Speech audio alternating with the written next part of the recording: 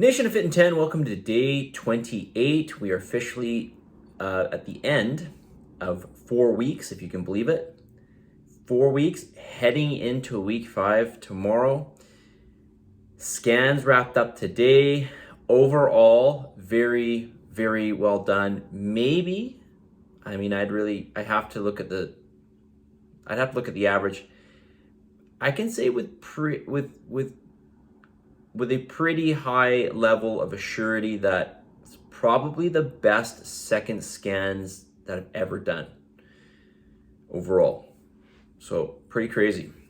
Great results, and kudos to you guys. Keep it up and know that there's not going to be substantial changes in the program, but there's a lot of things that are going to help to allow you to do much better in the program over the next 6 weeks, including things like, your cardio is going to get a little bit harder, and yes, your calories are going to drop a little bit more, but you are much more proficient with your training. Your intensity is higher. You're learning how to do all the movements, so your training effectiveness is so much better. And you may not think this is much, but this will have a lot of carryover as the weeks go on. And of course, you have a better understanding of your food.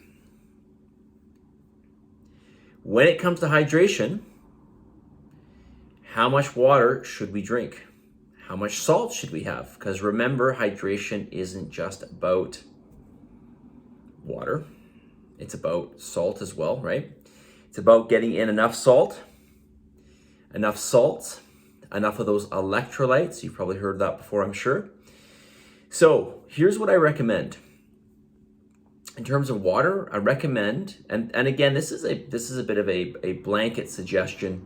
Obviously, hydration is going to depend upon how much you're excreting, what the temperature is like, whether it's hot or not, whether you're sweating or not. What are you doing for activity? Are you going on a long hike? Are you not? This type of thing. So if you're doing an activity for a long duration of time and it's very physical, obviously you need to hydrate more. But generally speaking, I will suggest 1 liter for every 50 pounds of body weight. 1 liter for every 50 pounds of body weight. Now, when it comes to salts, and I would highly suggest using electrolyte mix, especially on days that you work out. But if you even just add some pink salt to your water, you can get a lot of those minerals.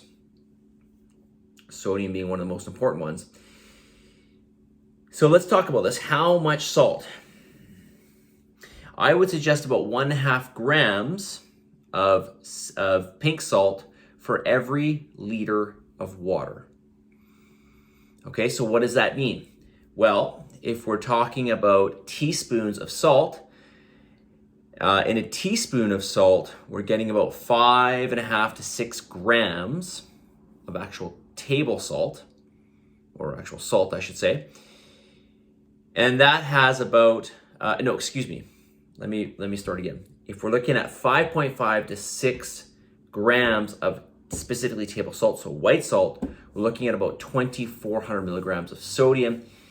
But if we're talking about pink salt, the salt that has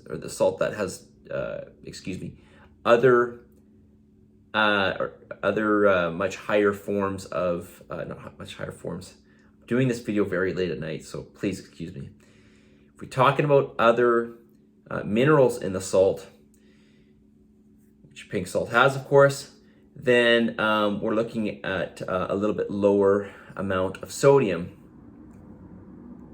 in a teaspoon. So we're looking at about 1,700 milligrams as opposed to 2,400 that we get in the table salt. So pink salt is lower in sodium, in fact. Kind of interesting. You probably didn't know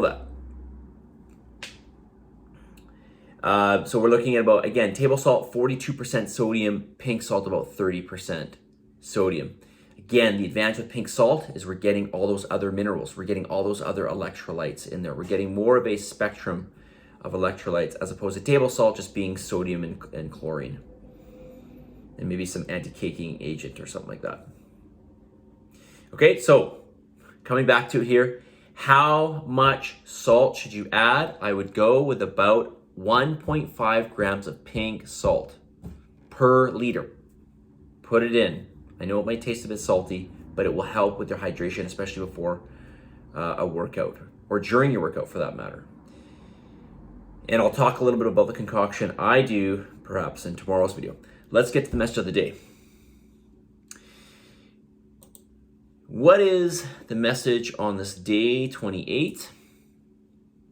You cannot, you will not, you certainly will not lose in trying.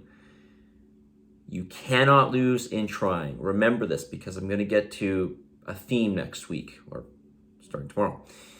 You cannot lose in trying. The only way you'll lose, the only way you'll fail, I really hate that word, but the only way you will not make progress is to quit. You can never lose in trying. Positive energy, positive vibes, believe in yourself, for the love of God, give some gratitude, and I will talk to you all tomorrow.